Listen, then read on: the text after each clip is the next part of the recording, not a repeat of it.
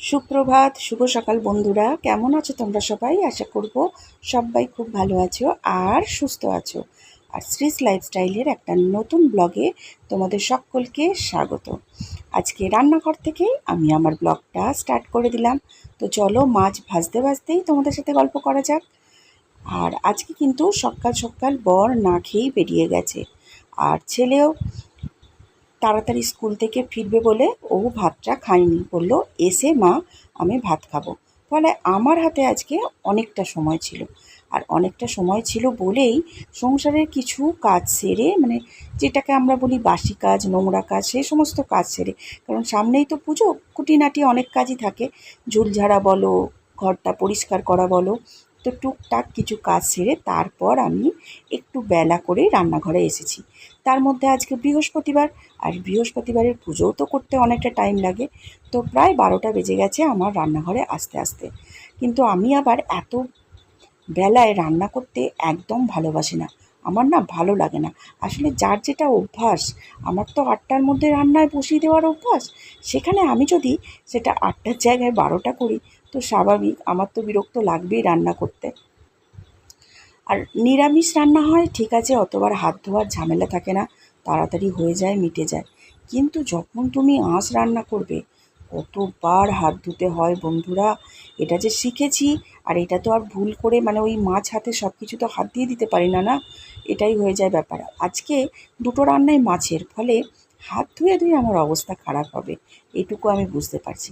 আর এটা আমার বাতিকও বলতে পারো, আমি রান্না করতে করতে প্রচুর হাত ধুই।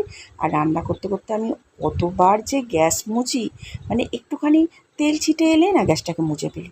আর ওইভাবে গ্যাস মুছতে মুছতে কতবার যে আমার হাত পুড়ে গেছে, যে তোমাদেরকে কি বলবো। তো শ্বশুরবাড়িতে থাকতে গেলে অনেক কিছুই হয়, তাই না? তো সেরকমই যখন বিয়ে হয়নি তখন তো এসব কোনো কাজই করতে পারতাম না, একদম ঢ্যাঁড়স ছিলাম, ভেন্ডি। মানে মাও কোনো দিন করায়নি, আমিও কোনো দিন করিনি। ওই পড়াশোনা, বাইরে ঘোরাঘুরি এসব নিয়েই ছিলাম। আর শ্বশুরবাড়িতে এসেই দেখলাম 9 দিন থেকে আমাকেই সব কাজ করতে হবে, মানে কেউ নেই। আমার শাশুড়ি একটু অসুস্থও ছিল, ফলে তখন যেন সে মাথার ওপর বাজ ভেঙে পড়লো। তো সেই কারণে শ্বশুরবাড়িতে এসে আমার অনেকবার হাত পুড়ে গেছে এসব।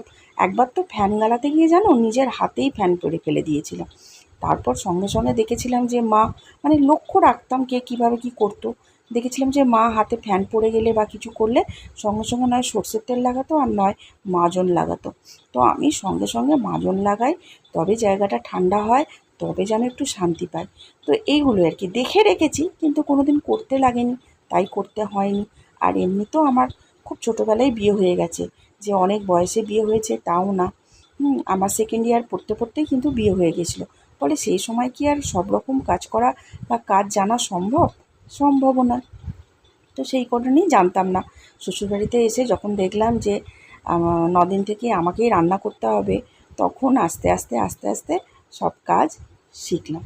মানে নিজে শিখলাম, শাশুড়ি মায়ের দেখে শিখলাম, এই করতে করতে এখন তো মোটামুটি বাড়ির A to Z সমস্ত রকম কাজই আমাকে করতে হয়, এই হলো ব্যাপার।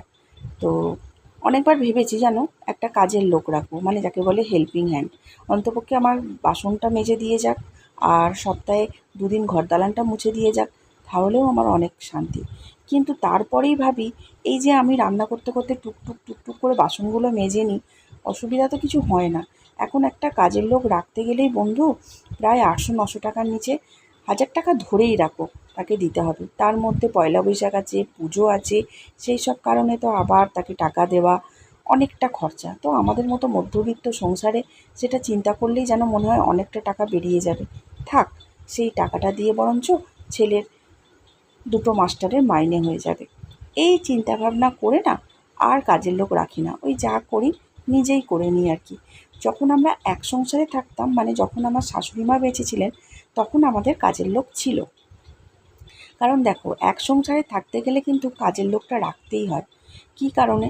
কে কখন বাসন মাজবে, কে কখন কার ঘর দালান মুছবে, এই নিয়েই একটা ঝামেলা, অশান্তি তো সৃষ্টি হতেই পারে। 2 দিন 3 দিন ভালোভাবে চলবে, কিন্তু 4 দিনের দিন কিন্তু শ্বশুরবাড়িতে এটা নিয়ে ঝামেলা হবে। তো সেই কারণে তখন আমাদের কাজের লোক ছিল। সে এসে দুবেলা বাসন মেজে দিয়ে যেত, আর ঘর দালানটা ঝাঁট আমরাই দিয়ে রাখতাম, সে খালি মুছে দিয়ে যেত। তো এইটাই কিন্তু অনেক কাজ ছিল। আর সেই সময় তো আমার ছেলেটাও তখন খুবই ছোট, ফলে আমি যদি সংসারের কাজ সেরে রান্না বান্না করে ছেলের কাজ সেরে আবার এই বাসন মাজার কাজ করতে হয়। দেখো, যেটা সত্যি কথা, বাসন যদি তোমার যা হও তোমরা, তাহলে বাসন তোমাকে দুবেলার মধ্যে একবেলাতে তোমাকে মাজতেই হবে, তাই না? দুবেলায় তো আর একজনকে দিয়ে মাজানো যায় না, বা সেটা উচিতও না। তো সেই কারণে একবেলা হলেও আমাকে মাজতে হতো। তো সেই কারণে সেই সময় আমাদের বাড়িতে ছিল কাজের লোক। কিন্তু এখন আর কাজের লোক রাখার কোনো সিন নেই, ওই নিজেই করে নিই। মাঝে মাঝে যখন খুব বিরক্ত লাগে, বরের ওপর রাগ হয়, তখন মনে হয় যে ধুর, যাকগে, 1000 টাকা যায় যাবে, ও তো এতদিকে এত ফালতু খরচা করে, একটা কাজের লোক রাখা যেতেই পারে, এই চিন্তা ভাবনা করি। তারপর আবার রাগ থেমে গেলে মনে হয় থাক, ফালতু ফালতু 1000 টাকা, দুটো মাস্টারের মাইনে হয়ে যাবে। এই আর কি, জানো তো, আমাদেরকে না, এই মধ্যবিত্ত বাড়ির মহিলাদেরকে না, মানে বউদেরকে না, অনেক চিন্তা ভাবনা করে পথ এগোতে হয়, এক পা করে ফেলতে হয়, তাই না বলো? তাই তো অনেক মানে চেষ্টা করে মানুষ ইউটিউবে, ফেসবুক থেকে ইনকাম করার, যাতে সেখান থেকে একটু হলেও সাহায্য হয় সংসারে। আর আজকালকার দিনের যা বাজার দর, সেই বাজার দরে যদি দুজনে মিলে না মানে ইনকাম করা যায়, তাহলে কিন্তু খুবই অসুবিধা। এক কোনো সময় আলু 50 টাকা কেজি, তো কোনো সময় আলু 60 টাকা কেজি, তাই না? এই যে তা বলে কি তুমি আলু ছাড়া কোনো রান্না হবে বলো? তুমি হয়তো একদিন শখ করে আলু কুটলে না, কিন্তু তারপরের দিন তুমি দেখলে যে তোমাকে কাল কুটলে না আলু, আজকে তোমাকে 4খানা আলু কুটে ফেলতে হলো। এটাই তো হয় আমাদের সংসারে, তাই না? একদিন বাঁচালাম তো পরের দিনকে সেটাই খরচা হয়ে গেল। তো এই আর কি। তো চলো, তোমাদের সঙ্গে আজকে অনেক রকম কথা হলো, অনেক রকম টপিক নিয়ে কথা বললাম। কথা বলতে বলতে আমার রান্নাও হয়ে গেছে, দেখতেই পেলে। কাটাপোনা মাছের ঝোল করলাম, মানে আলু দিয়ে একটু কষা কষা রসা রসা টাইপেরই করেছি। ওটা খেতে ছেলেও ভালোবাসে, ওর বাবাও ভালোবাসে, আর আমারও বেশ ভালো লাগে। আর করলাম ইলিশ মাছের মাথা দিয়ে কচু শাক। তো এই আজকে রান্না, আর তার সাথে সাথে বাসনগুলোও মেজে ফেললাম। তো চলো, আজকের ব্লগটা তোমাদের কেমন লাগলো, রান্নাগুলো কেমন লাগলো, আর হ্যাঁ, আমার কথাটা কেমন লাগলো, অবশ্যই কিন্তু কমেন্ট করে জানিও। তোমাদের কমেন্টের আশায় থাকবো। আজকের মতো টাটা, বাই বাই। পারলে আমার চ্যানেলটাকে সাবস্ক্রাইব করে দিও।